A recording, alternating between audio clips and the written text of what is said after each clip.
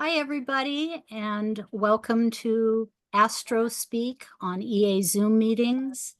Today is April 18th, 2024. I'm Sue Hillyard, and I am joined by Robin Grabfelder, Jordyn Smith, Jo-Anne Borlase, and Ryan Evans. And today we're going to do a little Astrospeak. So welcome, everybody. Here we go. So the first chart that we have here is the Jupiter-Uranus conjunction coming up in the next couple of days. And I don't know about you guys, but I think it's already in in the works. What do you all think about this chart? Jordyn, I know you mentioned, first of all, I know you mentioned, the one thing you mentioned was about our friend Lucifer down here being very close in conjunction. You want to start with that? Yeah, I mean, I was going to start with Pluto and then bring it all in if Okay. you want. Yeah, that's great. To me, like whenever I'm looking at Pluto in the 12th house, it's conditioned not only by the 12th house Aquarius, but also Capricorn with Saturn and Pisces ruling that house. So something's wanting to culminate where we've over-identified with man-made structures. That's part of what Saturn and Pisces is about. And we're in this culmination process. And when Pluto's in Aquarius, that's where we could have been over-identified with something. So on a collective level, we're looking at what needs to culminate, what we've over-identified with, especially around man-made structures, things that aren't rooted within natural laws, things that are more mainstream or temporal. And then when we're looking at Pluto being ruled by that Uranus, that's conjunct Jupiter in this third house, to me, it really reflects a time where we're needing to liberate from where we've over-identified with values and beliefs that we've learned, third house, that are not inclusive in nature, because that's pulling in that Pluto in Aquarius. It's also pulling in its Pluto polarity point. So there's this dynamic around what are we believing in that could be delusive in nature, stemming from what we've learned around our conditioning, the ideals that we have, especially within each country. We all have our own set of collective values stemming from our beliefs. And so this is a time where we're really meant to tap into what is more natural and timeless instead of what is more man-made and creating the imbalances and the distortions. And that's also seen with this Saturn is in conjunct that South Node in Libra in the 8th house. So we're needing to get to the bottom of where extremes have occurred stemming from man-made structures that are delusive in nature, and then the need to liberate from this in order for us to reconnect with nature herself, to reconnect with the timeless principle of giving, sharing, and inclusion, which is not what we're seeing. That Libra South Node can really be about the extremes that are taking place in the world that are stemming from different cosmological, philosophical systems that are conditioning people's value systems within different countries. And we're seeing where Saturn here is saying, no, no more. And we're also seeing where there's this infiltration across, nation lines, boundaries, Saturn, and the delusion around where people are feeling like they need to take this or take that from other people and how it's not rooted within natural law or timeless principles. And then to get to your question about Lucifer, this is where these like delusions can play in around what the value systems are. And the bearer of light on that other end is reconnecting with it can bear the light on the extremes and the values, because that Lucifer is actually in conjunct that South Node and is sextile that Saturn and Pisces. So we can see that this is very much again, just kind of this repeating signature of the delusional nature of how we've structured things, stemming from elitist kind of cosmologies that are exclusionary in nature and have nothing to do with universal principles or natural law. So that's my 2 cents. That's awesome. I Thank you. very well put. I love it. And to kind of further punctuate that, what I noticed was here we have hybris, which talks about hubris. Here we have Atlantis, which also talks about hubris. And down here we have karma, all in a T-square. Yeah, that's what I was looking at. Which I find very interesting. And I think, I mean, my observation, it's, you know, I mean, the astrology is there, but just my observation is kind of correlates with that, in that it just seems like there's an awful lot of hubris percolating through the universe that needs to be tamped down, shall we say, that you know, that the consequences are coming back to, you know, root. I think it's interesting too that we don't have it on here, but Cassandra is conjunct that Pluto. Oh, that's right. Agree. That's and right. So that's ruled by Uranus and Taurus. And whenever I'm thinking about this on a collective level, I think that there are a lot of souls at this point in time who have had very traumatic events when they've spoken up about these issues in the past.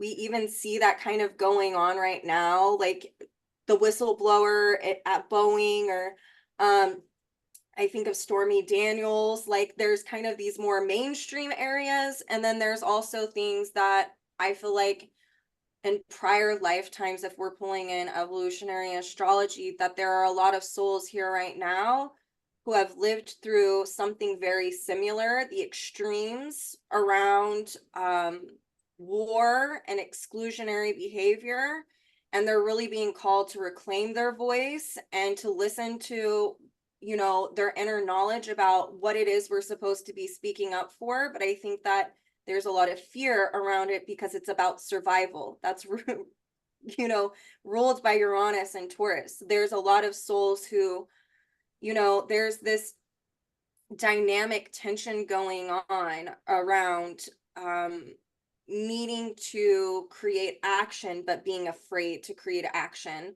by regaining their voice, or saying what it is that they need to speak up about, what they're seeing that's going on. Or, and like I said, we're seeing it kind of start to fester and people come out. But I think that this is a time period where we'll probably see more people as they gain their courage, stemming from that eclipse that happened in Aries, right? So there's this, I don't know if I'm making sense, but this is something that I feel Totally. kind of intuitively. Ryan. Yeah, that was awesome, Jordyn. And I concur. I feel that you're totally right on, that this time is a reawakening to what's really important. And a lot of the systems and structures that we have built over the, I don't know, last 10,000 years, and we've kind of seen the extent of those structures with Pluto and Capricorn. And now we're envisioning these new ways. And looking at that Pluto and Aquarius and the 12th house, I'm seeing Ceres there right at the beginning of that 12th house in Capricorn, and in a trine to Jupiter and Uranus. And if we want to widen the orb of the moon, you know, we could do that too. And I, as an organic cut flower farmer, I really like earth energy. And I really enjoy the natural wisdom of water seeking a level place, of Mm. fire consuming everything unless acted on by some force. I really like that natural wisdom. And I think that I would hope that, or I'll project that, looking at this astrology, I'll project that the potential for us collectively coming into greater and greater awareness in every field, whether it be, something obvious like agriculture or recycling, sustainability, directors being more commonplace in the workplace, to places that we don't really think about. Here's a case in point. I'll be quick. I just celebrated and danced for joy because I saw that there was an organic Hershey bar. I can now have organic chocolate in my s'mores when I go camping. Do you know what this means? That in the 25, 30 years I've been in the organic industry, finally, this big behemoth of Hershey Chocolate Company, organic chocolate, Wow. non-GMO chocolate, they're offering that. Whoa, that's like the pendulum has swung. And so here's the Jupiter part. So I feel like, all right, I can kind of celebrate, the goddess has won, the ancient earth wisdom is swinging back in to the point where Hershey's is like, maybe it would be a good business move for our capitalist, place to offer organic chocolate. Huge. So there's lots more to say, but I'll stop it there. Yay.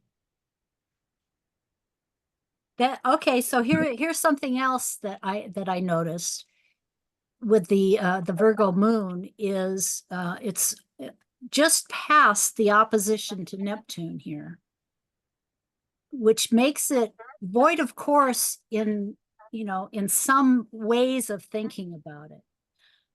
So what do you guys think about I void of have course something. moon? Jo-Anne.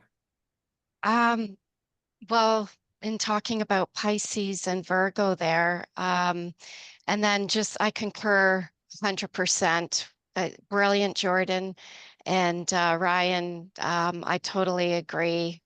But I just kind of wanted to add a little bit with the Venus and Mars, the rulers of the nodes. I'm just seeing that in Mars, the past actions are in a state of actually feeling lost. I think that a lot of humanity and society is in this place of feeling quite lost and shocked, and the structures that we've built up, as Ryan was discussing, the past 10,000 years or so, we're just finding now that they're not working. The system doesn't work. It did work for a certain amount of time, but it's just not working. It's actually creating more chaos. People are finding their own voice or trying to find their own way.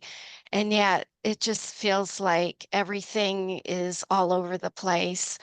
And then when looking at Venus in Aries, and it's also new phase to Mars, it's like we're just beginning, we're initiating or trying to find new values, new belief systems, new ways of being. I think that that's kind of on the rise right now, but there's just not a lot um, happening, not enough happening of it. And then also seeing Pluto with being in the 12th house, that's Pisces, that's endings, conclusions as well. And then when you look at the ruler of Pluto being Uranus in the sign of Taurus, and then the ruler there being Venus, you can kind of see that there's a lot of breaking down happening in structures and even in our own subconscious minds. So there's just all this breaking down, this trauma, this chaos occurring worldwide. And I think that the processes are about trying to let them go, trying to find self-forgiveness, self-compassion, compassion towards others as well. And considering the moon being Virgo and its polar point, Neptune, Pisces, there's this pull back to trying to, I think, eliminate the, it's also in the 8th house, interesting, Scorpio. But I think that there's this desire, this need to eliminate the emotional content that's occurring, and keep only what we need. That's the with the Virgo processes going on, the elimination of what we don't need, separating what's good and what we don't need anymore, those kinds of structures. And I didn't check where Mercury is, but it's in Aries. So it's looking like it's trying to begin something, but maybe even complete how our values were between our relationships. And yeah, that's kind of what I'm saying. It's not much, but Well, that's uh, great. just wanted to No, it's pull that good, in. Joanne. It's I, asking us to initiate new ideas and new action and to Mhm. stand up against resistance. There's also, I believe that the moon is approaching a crescent quintile with Lilith, and Lilith rules. Actually, that's not a crescent. It's a last quarter. Yeah. And Lilith's ruler is Jupiter, and the moon's ruler is Mercury. So it's a planetary pair that's being pulled in between that aspect between the moon and Lilith. And Lilith is like for the collective right now, it's retrograde. It's like this fierce shamanistic energy that's saying, let's get back to our natural root, like who we are on a collective soul level. And when we're looking at that last quarter quintile aspect, we can see that on a collective level, the Virgo energy ruled by a Mercury retrograde is there's some kind of crisis in belief structures, and Lilith is really trying to champion for us to get back to natural ways and natural principles. And then that goes back to, I know I'm saying this again, but so Mercury retrograde is like asking for us to intuit this, right? Along with Jupiter, they're both, when Mercury's retrograde, it's wanting us to intuit things. Jupiter is very much our right brain. It's in Taurus. It's about us listening to our intuition. It's conjunct Uranus. That's about really listening to the thoughts that are seeded into our consciousness, that are emanating from our subconscious, from our higher intelligence. And then when we look at going back to that Cassandra conjunct Pluto, I think that there are a lot of people who are going to be recovering their voice and also their higher intelligence dealing with this natural kind of principle, because there's so much exclusionary behavior and elitism that's going on in the world right now, stemming from the conditioning that's wanting to fall away. And so it makes sense why there's so many souls who are coming back at this point in time to really seed into the collective, meaning the mainstream, the consensus. This is something that I'm seeing with this Jupiter-Uranus conjunction. Uranus ruling that Pluto, that Cassandra, Jupiter ruling that Lilith, that's in a last quarter quintile to the moon. It's very much like people are going to have a crisis in belief induced on a collective level for the next, what is this, the 13.8-year cycle, where there are going to be people who come in a very Uranian type of way, who are seeding thoughts into the mainstream, into the consensus, to try to get the consensus to change, to evolve from these very patriarchal, delusive kind of structures and beliefs and values. And to really, we're going to get like pushback at first, right? But there are so many souls coming in that are here, that are established, that are wanting to reclaim their voice, their inner knowledge, their own inner resources around natural law, because on a soul level, they're crying, they see the destruction going on. It's going to get worse before it gets better, not to fearmonger. But I think with the dynamic that I'm talking about, we're seeing that there is a liberation and a rebellion wanting to take change. We're just needing these people to have the courage. And I feel like definitely of us on this panel are some of these people, you know, like we wouldn't be talking about this for nothing. But it's like there's going to be the larger than life people who can match that are rooted in more of natural principles, that are going to speak up fearlessly and show up to really try to get the consensus or the mainstream to evolve through. It's not through necessarily new knowledge.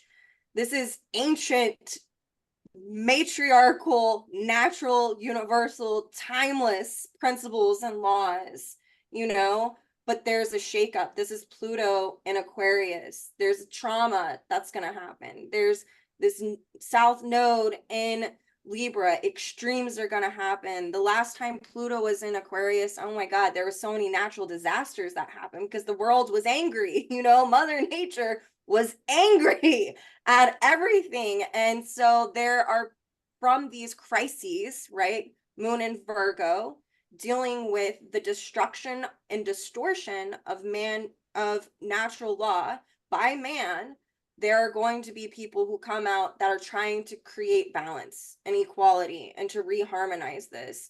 And it's going to take these crises to happen for people to start listening. I think we talked about this the last kind of talk that we had, because this is very pertinent to this. But yeah, this is what I'm seeing. And here's the thing, those new phases and all the Aries energy is things aren't formed yet.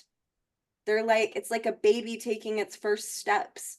So in order to get the mainstream or the consensus or the majority of the population, however you want to look at it, to start evolving, they're going to have to crawl before they walk. They're going to have to fumble. That's also what happens with the Libra energy. You go back and forth until you find a middle ground. And so that's what I'm seeing. But we do have energy that says there are people here who are wanting to help, who have, you know, this universal, timeless, natural, ancient knowledge that they're wanting to share as a way to be, and this goes to Virgo, to be of service. And that opposition to Neptune is to help heal. So Right. And thank you so much for that lead in to Ryan's suggestion that Chiron is a modern or co-ruler of Virgo.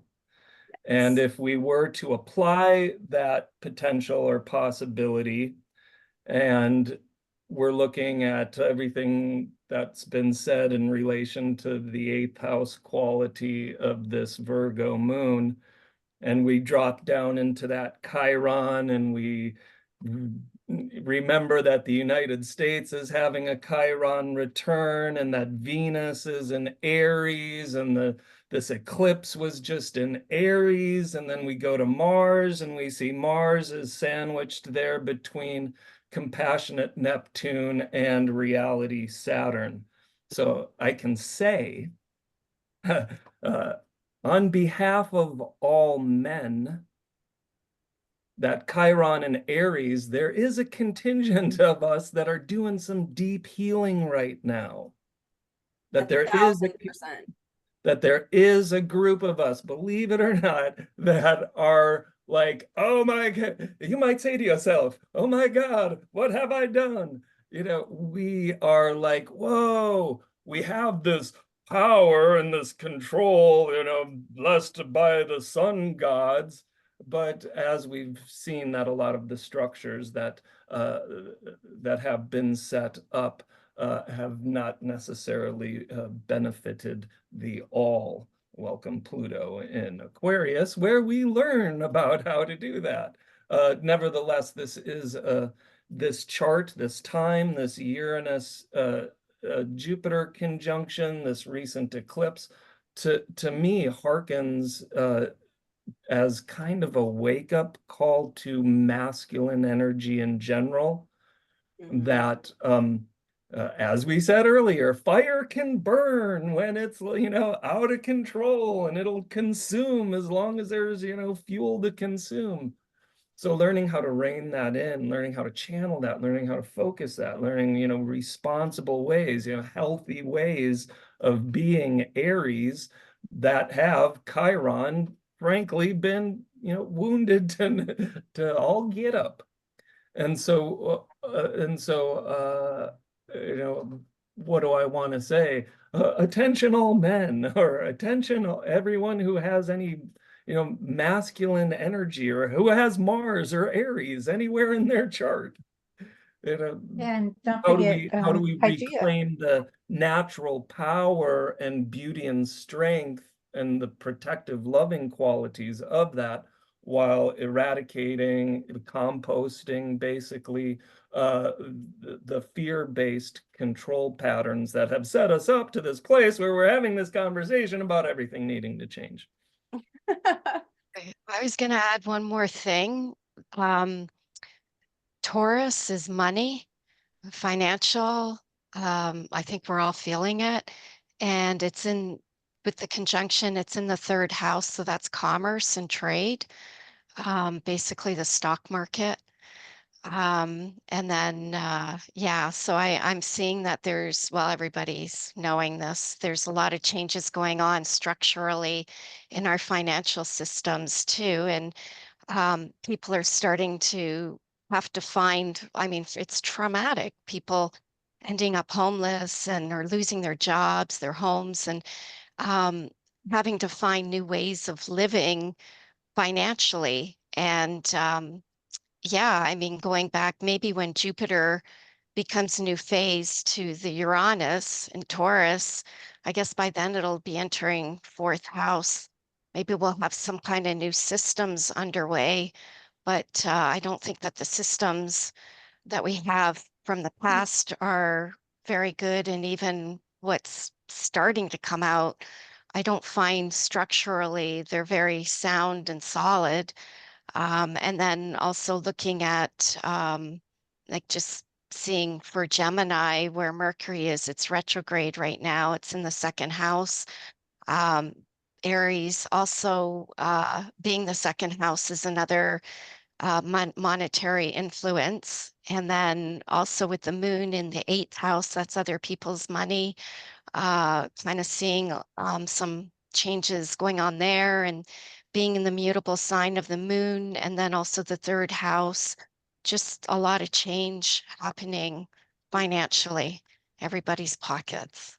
I have something to literally segue off of that, not literally, but you know what I'm saying. Yeah. My millennial talk, sorry. So whenever this is tapping into what you're talking about, Jo-Anne. So Taurus survival, money, the shakeup, Mercury retrograde in the second, another Taurus kind of dynamic, a need to act. And if you look at Gemini's on that fourth house cusp, home, reverse migration, we see that with like the third house dynamic. And then what I've just talked about is I really feel like that we're going to be seeing a lot more of reverse migration for survival, right? Because either natural disasters can happen or money things happen and people need to go back home, or they need to be in, it's also Uranus, Pluto and Aquarius, community. Where can I be in community? And so that can be about having to do reverse migration as a way to create more self-sufficiency, self-reliant from the ground up, from a structure, a foundation that's solid within community, dealing with the traumatic experiences of what can happen from the extremes. I also think that you touched on a really good point. Like, this is like the sharing of natural resources. And we're seeing how the very few people in the world are having such an impact on the masses of humanity right now, and how that's evoking trauma. So it's like pulling in this Leo Aquarius dynamic, right? Of really, and that's in a T-square to the sun and Taurus, where we're supposed to actualize on a collective level. So there's this dynamic tension of needing to share natural resources in a way that's, more inclusive instead of take, exclusionary. And that's dealing with this, Aquarius Leo dynamic meeting at that sun and Taurus. But I do feel like we are going to see a lot of reverse migration dynamics out of necessity, right? Out of crisis. The moon in Virgo in that 8th house, because of the misuse of natural resources and what it's doing to the population, to the collective, and to the earth, because we're dealing with earth energy here as well. So the land, right? Taurus, the land. So And what's all isn't war about? Gemini or Mercury climate or the weather related as well? So a lot of changes there, possibly. Yeah, and Aquarius is the atmosphere. So Atmosphere, okay. also earthquakes or trauma. So yes, like what you're seeing is you're pulling in all of those archetypes. I want to validate that. Pluto is control Mm-hmm. of the atmosphere. Mm-hmm. Yeah. Pluto is control. Aquarius is community, control of communities. Here in our little community, we have been infiltrated, and I will use that word, infiltrated by globalist organizations under the specter, under the guise of bringing community together under a quote globalist agenda. We can call that homogenization. Or the propaganda that they're setting out. And so,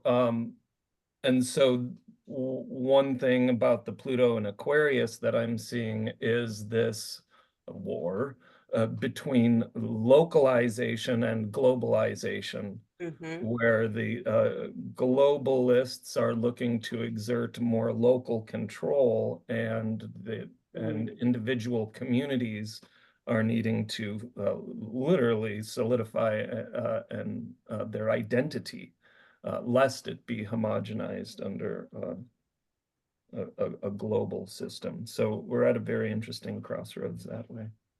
I'm wondering, Ryan, with that moon, because those are great points. Like, so if we're looking at that moon and a trine essentially to this Jupiter-Uranus conjunction, and it's in the 8th house, and Uranus is the ruler of that Pluto, speaking to what you're talking about. I mean, that Jupiter there makes me think of the propaganda that they're serving to kind of take the control over the communities. But with that moon there and then trying this, I'm wondering if, especially it being in the 8th house, if healing could happen with more co-ops happening, like the sharing of resources instead, and like, it's kind of like giving the finger to the man. Well, here, what I'm seeing, and I've studied and engaged in small communities for a long time. What I'm seeing is that Aquarius, it's going to start with each individual, and then from that, those people closest to us by proximity, those in our community, and then it can branch out from there. So what I would love to see, and this is again just projection, is I would love to see hyper localization, where I mean, here's Ryan's little pipe dream. It's called the sod removal movement, where suburbia, every town removes all the sod from the houses and gets into hardcore, small scale organic agriculture, and then starvation is a thing of the past. We can start right here and then branch out.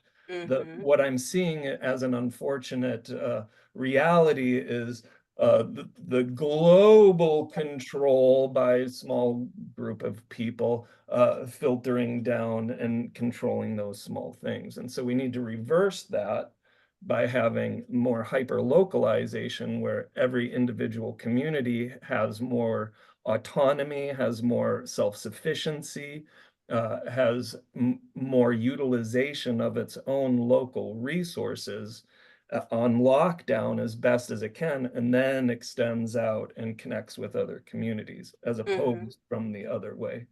Absolutely. And anybody who's ever watched Rick Levine, he always says, think globally and act locally.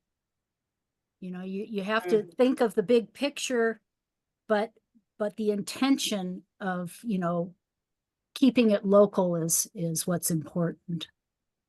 Yeah. Well, I'd reverse that. Think locally.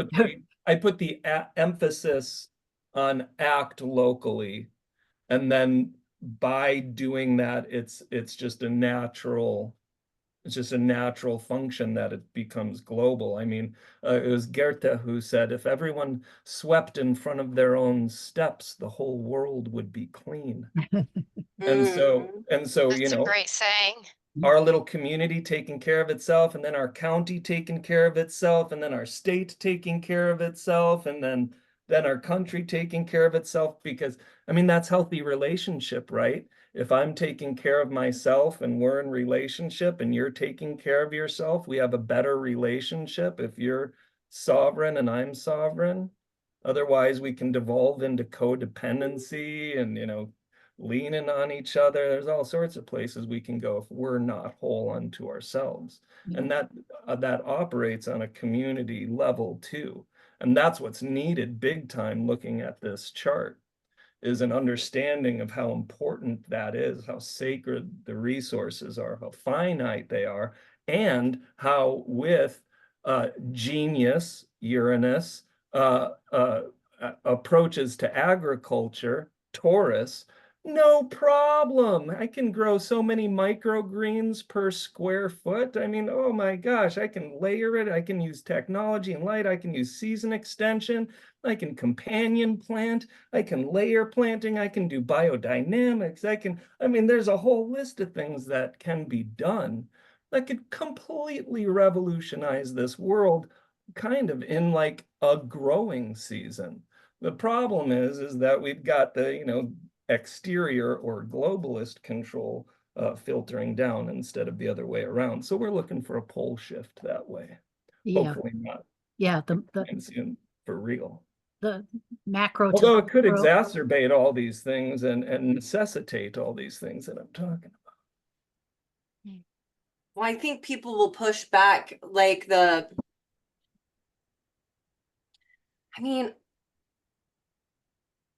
I think whenever people start to do that, there will be pushback from like the powers that be. You know what I'm saying? Totally. But hopefully people band together, you know. I love what you said about that. I think that's a lot of wisdom and knowledge, and also it's direct experience that you've had, you know, that you're being able to share in a very Uranian, almost Capricornian way, if I should say, you know. Sorry, she came in. Yeah.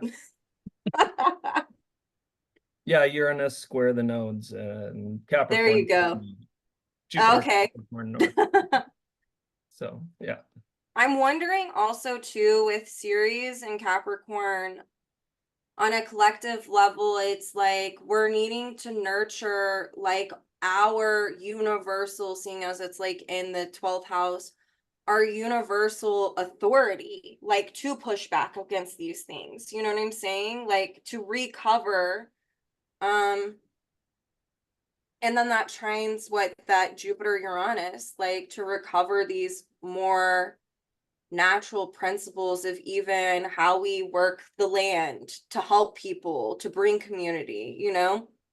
Maybe I'm being idealistic in nature. That sounds awesome. Jesus is coming back and she's pissed.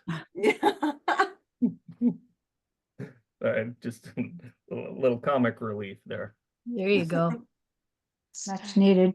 So shall we move on and talk about the application of this conjunction in the Israel chart? I have to actually run. I'm so sorry. Oh, that's okay. Thank you No, for you're joining fine. us. Bye, Okay, thank you. Jo-Anne. Okay, bye. Thank you so much. This was fantastic. Yeah. Bye, Okay, next hope to see Jo-Anne. you all again. Okay, thanks. Bye. Bye-bye. Bye. So okay, what I noticed in this chart was that, and the reason I added it was because the Jupiter-Uranus conjunction is right on the sun of Israel. So let's see if right there. And also their progressed moon is conjunct the North Node, which I thought was kind of interesting. And you know, and Opposed Chiron, I'm sorry, what? and opposed Chiron, which is conjunct the Right, yes, South Node. exactly. Yes. The yes, the Jupiter Uranus is opposed their Chiron and square their Saturn. And then let's see what was, oh, and then transiting Mars is quincunx the progressed Saturn, and Venus is trine the Saturn. So what I was thinking of, you know, we were talking a little bit about this beforehand, and the fact that, you know, Taurus is a fixed sign is as is the Saturn in Leo, you know, just kind of reflects what's going on in the situation in Israel. What do you guys think?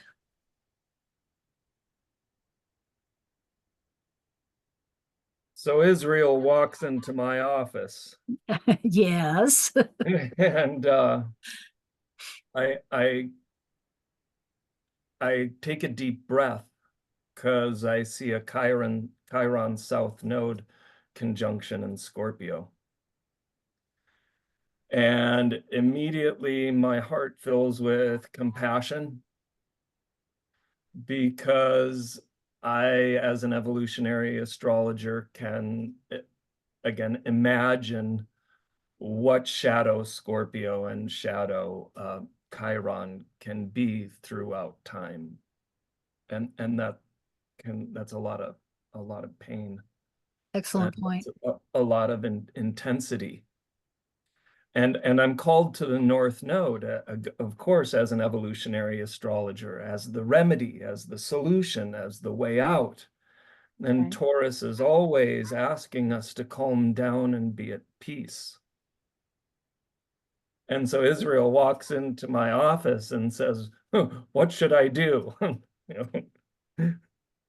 And without looking at anything else, just looking at the natal chart with the North Node and Sun there in Taurus 7th house, I say, you need to take a deep breath and come back into your body. You need to pay really special attention to the land and how sacred that is, and draw your place, your land, your home right there. Honor that and be still in that. The Chiron Scorpio South Node that just feels so reactionary. It feels like the threat of death is always there. And so therefore the temptation to preemptively strike, the temptation to rage, the temptation to exact revenge is so high and so understandable. Again, South Node, seeing how many lives you've lived. And exerting power. I And think so can you that's relax? beautiful. Can you come back into your body? Can you be at peace? And that means that when you're at peace, here's the trick, 7th house, when you're at peace, then everybody else is at peace. The second that the problem comes is you expect everybody else to be at peace, and then you can find peace. That's a past life story.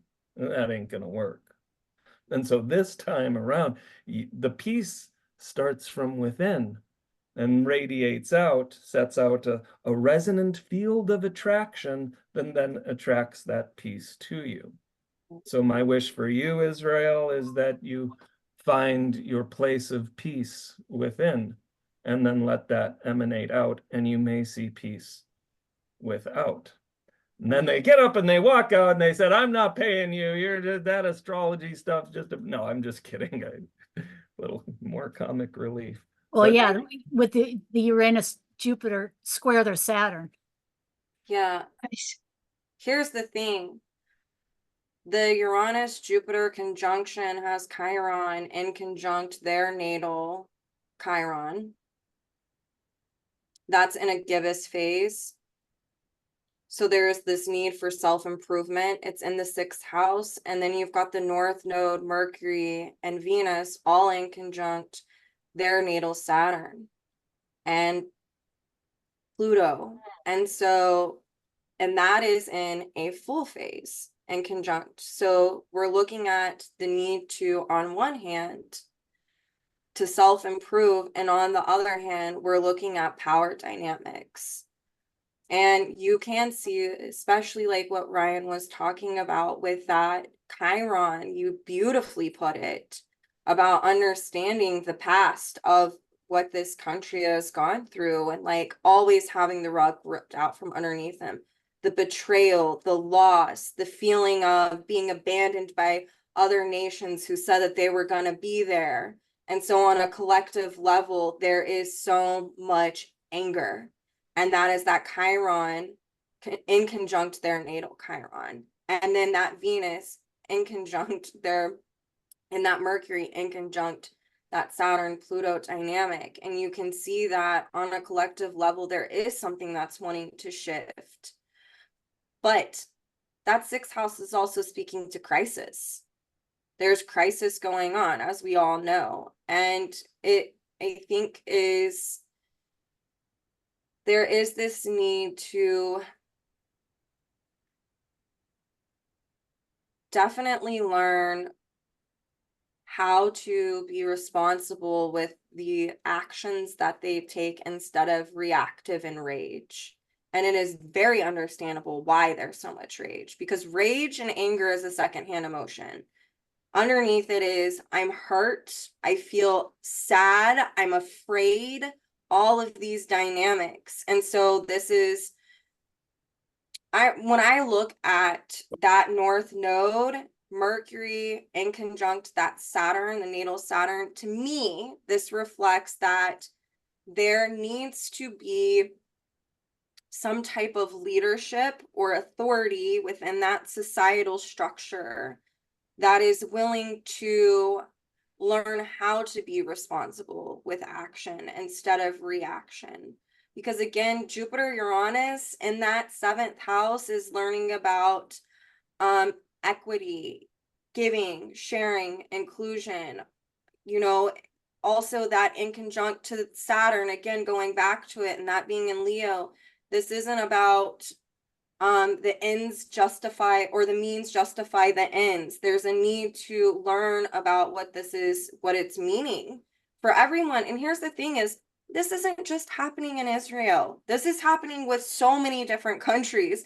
We're all just reflecting some type of, there's the macro and the micro that's going on at different levels all throughout the world right now. This is not just an Israel Hamas like problem thing, or whatever. This is happening globally. It's just right now everyone's attention is on this area because it's magnified, right? And so there's this need to really look at why the crisis is happening. And if the belief structure is over identified with revolving around if the means justifies the ends. And that's really what I'm seeing is, yes, this is crisis, but there's something that happens within crisis, as we all know, is that readjustment does happen. I just feel like we don't necessarily see it right now, but I think that it's going to happen at some point, right? It just kind of depends, like, how bad does it have to get first? You know? So, but Ryan, I loved what you said, because you must have some like Piscean stuff going on. I mean, you talked about it. You don't know Neptunian something? My stage name is Dr. Neptune Kazemi. Okay. Okay. All right. This makes No sense Neptune now. here. I'm like, oh, it was just beautifully put, and very compassionate, very Neptunian, you know? The vision. Yeah. Yeah, it's Mhm. huge. I gotta look here. Okay. There's gonna- always hope, you know, and one of the challenges here is that, you know, that stuff conjoined the North Node is opposite the South Node. Mhm. And when we frame it that way, that's a whole lot of pressure. That's a whole lot of things coming up. That's a whole lot of things that are in one's face, per se. So for this to be a quote time of reckoning, you know, where the soul of, you know, whoever has this chart and comes into my office, you know, the soul of this individual, the soul of this entity is at stake, you know, where there's a magnificently huge, beautiful, powerful choice that can be made. It's called peace. Mhm. And it's the scariest thing they've ever done in any lifetime, because with Pluto squaring the ruler of the Yes. South Node squaring itself, they've made some inappropriate decisions in past lives. Mhm. And so therefore, wow, how can you make some really powerful choices towards, like, I don't know, peace, joy, radiance, the being quote the good king, Leo, you know, like the The magnanimous, loving. all-inclusive, Yeah, intelligent, one yeah, for all for one. yeah. Townspeople, we can Jerusalem, the city of peace. You know, it's possible. It's worked. And so I'll hold in my heart, you know, that possibility is there. You know, the enormity of the pressure. I mean, we all feel it, you know. What's going to happen? You know, here we are, 4/18/24. You know, those watching in a few days might have the answer. But in the meantime, here we are like, oh, what's it going to do based on Uranus, Jupiter in opposition to Chiron? You know, is it going to have the revelation, the breakthrough of peace? You know, or is it going to have the breakdown into the devolution of the antiquated values? So It definitely feels like a time where there's involution in order for evolution to proceed. And I think that that's also demonstrated not only because of that Uranus-Jupiter conjunction opposing that Chiron, but also the ruler of that Chiron, their Pluto, it's a skip step. There's a need to go back and review, you know, it's almost like there's the sense that I get, especially with everything like in the with the Uranus Jupiter chart, is like there's this overcompensating out of hurt, right? And like so, and all of the Aries energy is just seeing red. Like this is a country that has experienced persecution, sixth house, and the rage and the anger that comes with feeling persecuted, with not even feeling, but being persecuted. But you can see that this country feels it on a collective level. That is that sun in Taurus, the node in Taurus, you know? And so it's, you know, the recovery with the Pluto and the progressed Pluto is at the same degree as these nodes. So it's like that this is a really pivotal moment in time to recover that skip step on a national level for them. And so it's going to be really interesting to see what happens. I do feel like that Saturn that we talked about, that we were like, oh, wait till we get on there onto the show, is I think it was you, Robin, who brought it up, that this can be where we're experiencing consequences. And I also think that that's demonstrated in that Pluto, Saturn, and the natal chart in conjunct the Mercury, North Node, and Venus. This is make or break. Are we going to lean into compassion, or are we going to lean into anger? And we're going to get a reaction no matter what. There's going to be feedback. That's part of that North Node being the resolution in the 7th house. This is going to give feedback. Either it's going to implode or self-improvement's going to come. And then there's the need to take responsibility, right? And they're not the only ones. I want to make myself very clear of that. Like, this is not a screw Israel. What I don't ever want to come across that way, because it goes back to hurt people, and this is definitely what I see in their natal chart. Excellent points. Yeah. So let's see. I forget what I put next. I think maybe the solar eclipse. Oh, the lunar eclipse, because it was kind of a culmination. Do we want to talk about a little about this? I'm gonna have to jump off. My oldest just texted me. But if I was here, I would. So I'm gonna say goodbye. Well, thank you, Jordyn. I will see you guys soon. Thanks for joining us. Bye, Jordyn. Always a pleasure. Yes. Bye. Yes. I know, Ryan, you you said that you had to leave pretty soon too, so Yeah, in a little bit. in a little bit. About 15 minutes, sure. Okay, so what would you like to talk about for the next 15 minutes? We have some other charts that we looked at before. Is there anything in particular that you would like to talk about? Boy, whatever y'all think is pertinent. Robin, how about you? Anything in particular? No, nothing in particular. I forget, what was the next? Yeah. Well, okay, so this was the next thing that I realized, that the USA Sibley chart had a progressed new moon on the day of the eclipse. So the eclipse was here, the 10th and 4th square are natal Jupiter, which is interesting. So what do you guys think? I think hooray! Hooray! Hooray! It's a brand new birth. It's a new moon. It's a whole new progressed lunar cycle based on what? Compassion and forgiveness.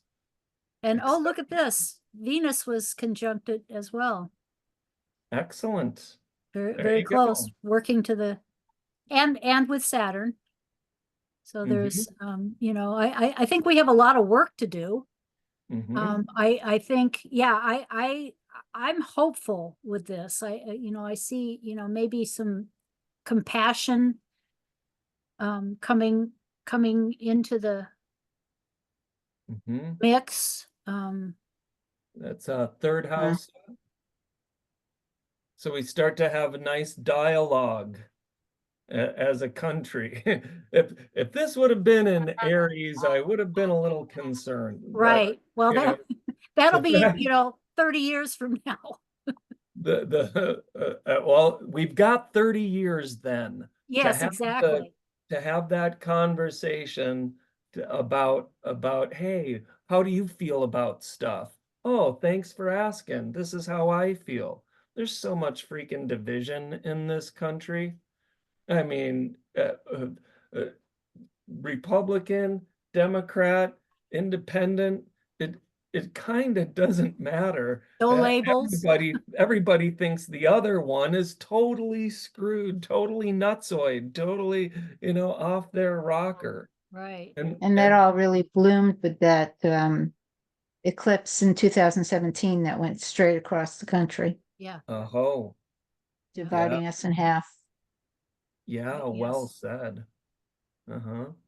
Yeah. And so here we are now, hopefully, we can have this conversation about, um, hey, here we are in this country, and what are we going to do about our problems? Oh, I've got some ideas. Well, let's use our Pisces imagination and talk about it, third house. Oh, this is exciting.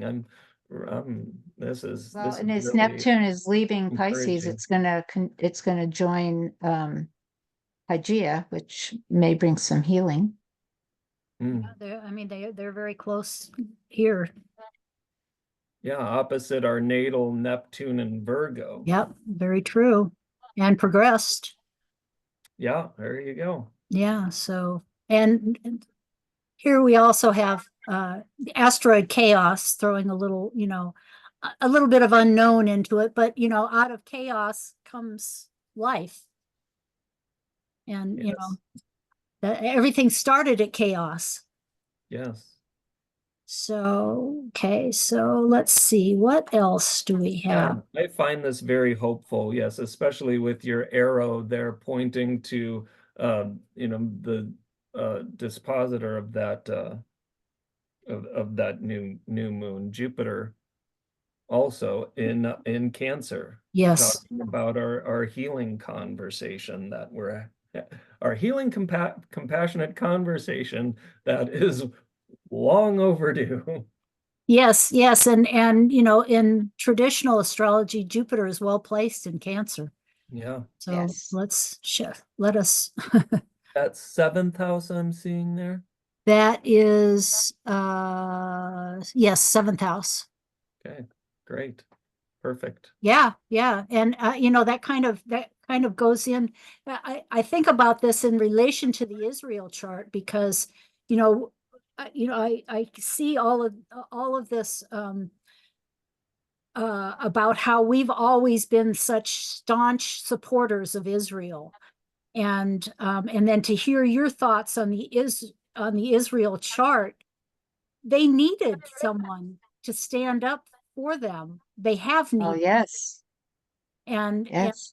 it's it really is nice that that we've had the compassion to do that. Yeah. Okay, and then here's the solar eclipse. I don't know. I think we may have pretty much touched on that, but the reason I put that in was because I just put it with the USA Sibley chart to show, I'm sure a number of people have already talked about it. The eclipse was conjunct Chiron, Yeah.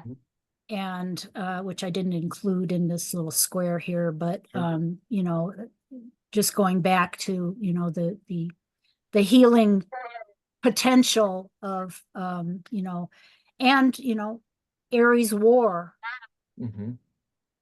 And so if we widen that and bring Eris and Mercury into that, which are conjunct. yeah, Eris very much is, the fight for the underdog. She wasn't invited to the party Right. because her kids were in Pandora's box. And Oh, so, really? so since she wasn't allowed into the party, that was unjust. It was a party for gods and goddesses. And so the Eris archetype can reflect that part of us that might know better than the people who are in charge. You know, sometimes the king is absolutely insane. What are we gonna do? We can revolt, but he's got the armies, and oh geez, the heiress says I've got to, throw the golden apple right for the fairest on it, and the crowd of goddesses began fighting and led to the Trojan War. And So Eris is representing the masses, against the haves, the ones in control, the Right. top percent.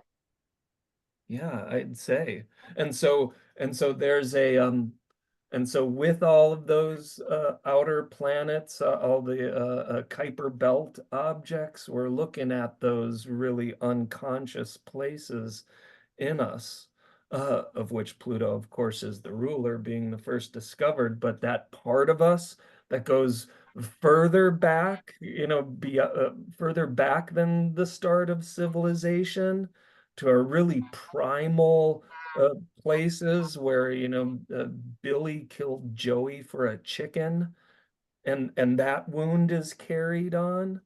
That's one way I like to think about Eris, that it's like this ancient survival injustice. Like, here I am as a spiritual being in a three-dimensional world, and there's a bunch of jerks here. Oh God, what am I supposed to do? I'm trapped, Yeah, So now what do I do? yeah. So how do we take our power back? How do we be true, authentic people? And if we're ruled by, you know, insane people, how do we take our own sovereignty back? And I think that Yeah. that archetypology plays big in and harkens echoes with Chiron there too, along the woundedness of those themes. And so this appears to be this eclipse and the progressed new moon appears to be a great awakening for us into our collective ancient woundedness, and how important it is that we face these issues and start really doing something about it, lest things continue to devolve. So just That's the state of humanity at the moment. yep. Yeah. There we go. Well, I think this is an excellent place to kind of call it good, because I think the rest, if we go into the next charts here, I have a feeling that, Echo. it's a long discussion about eclipse paths, and I think we We'll ought to save that. save that for another day. The Yeah. eclipse special. Thank you so much, Ryan, for sticking it out with us. And Woohoo! Thank you for having me, Sue. oh, always, it's always a pleasure. Yay. Hopefully we'll see you next time in approximately a couple of months. Sounds good. Nice to see you too, Robin. And Yeah. you. And Thank thank you. you, Robin, for always being here and speaking up and giving us your 2 cents worth. Much appreciated. All right. Thank Okay, you. see you next time. Yep. Be well. You too. Bye. Bye.